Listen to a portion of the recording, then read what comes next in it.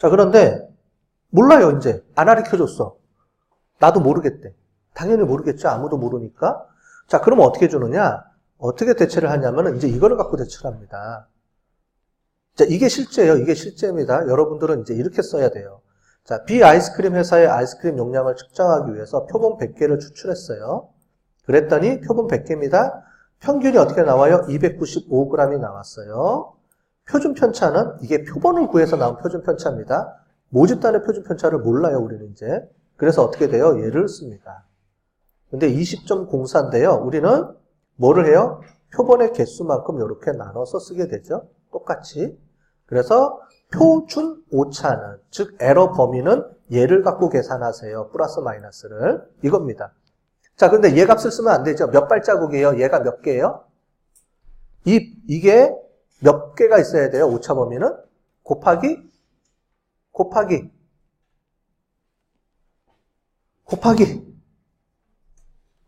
안 알려줄 거예요. 알아서 해요. 그럼 어떻게 돼요? 밑에 나오죠? 1.96이 아니네? 오타 났네? 가 아니고요. 아까 전에 Z분포는 1.96이라고 딱 못 박혀져 있지만 T분포는 뭐에 따라서 조정이 된다 그랬어요? 조금? 데이터 개수에 따라서 조금씩 조정된다 그랬죠? 그래서 1.96이 아니고 조금 늘어났네요. 120개 정도가 돼야지 1.96이 넘어가요. 근데 얘는 어떻게 되느냐? 여러분들이 굳이 모르셔도 돼요. 1.96 근처예요 라고만 알고 있으면 돼요. T분포는. 나중에 여러분들이 이거 몰라도 돼요. 나중에는 시스템으로 SPSS를 통해서 다 자동으로 구해주기 때문에 몰라도 돼요. 지금 우리는 이론 개념만 아시면 돼요. 그럼 나중에 시험 문제 나갈 때는 어떻게 나가겠어요? 제가 이거는 정해줍니다.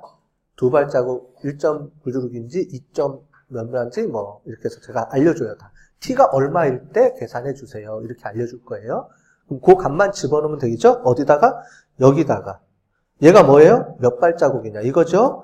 295kg에서 295g에서 보폭이 어떻게 돼요? 이 보폭은 어떻게 돼요? 2g이 보폭이에요. 한 보폭이 몇이에요? 295니까 거기에 마이너스 2g, 293g이 되고요.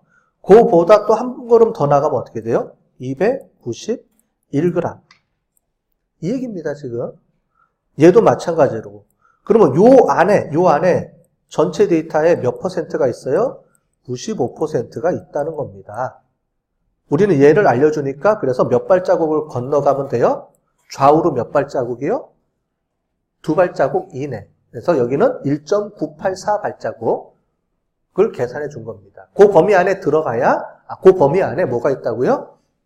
우리가 알고 싶어하는 모집단의 진짜 값이 여기 숨어 있습니다. 이 얘기예요. 그래서 이렇게 계산해 주면 되죠. 제가 얘기한 게 맞죠?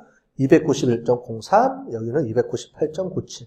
요 범위가 된다. 이 얘기예요, 지금. 자, 모 비율의 추정도 있습니다. 자, 비율이라는 게 뭐냐면은 여러분들이 우리가 여태까지 우리가 사례로 배웠던 문재인 대통령 득표율. 그럼 걔는 뭐예요? 비율이에요, 실제로는. 그래서 뭐냐면은 전체 중에 몇 개, 이거죠. 100명 중에 아까 전에 41%가 나왔죠? 3,000명 중에 41%가 나왔어요. 그럼 어떻게 돼요? 3, 42, 1,200만 명이 찍었다는 거죠, 대략? 찍은 사람의 수니까. 그죠? 그걸 비율이라고 해요.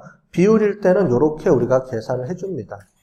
근데 이 비율은 우리가 이항분포랑 비슷해요. 그래서 이런 조건이 있긴 합니다.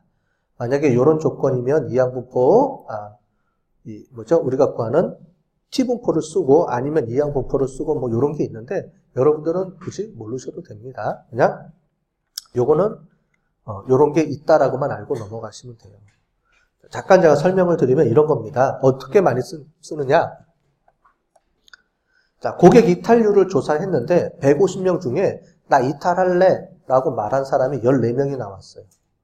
자, 그러면 우리가 조사를 해보면 어떻게 돼요? 150명 중에 14명이니까 9.3% 정도의 이탈률이 나올 것 같아요. 올해 이탈률입니다. 올해 이탈률을 이렇게 측정했어요. 자, 그런데 이거는 진짜 값이 아니죠. 이거는 우리가 표본을 구한 값이죠. 표본 값이에요. 진짜 값이 아니에요.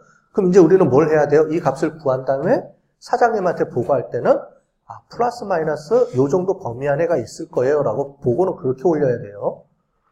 9.3%입니다. 이렇게 올리면 안 돼요. 그죠?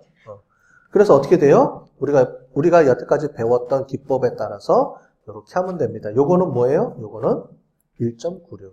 보폭이 두 발자국 이내에 얘가 뭐예요? 보폭 사이즈인데 얘는 P의 1-P.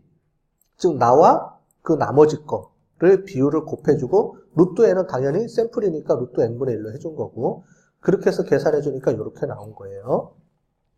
그래서 어떻게 되느냐?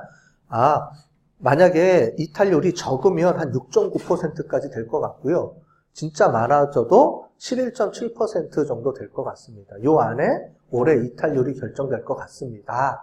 이렇게 보고를 드려야 되는 거죠.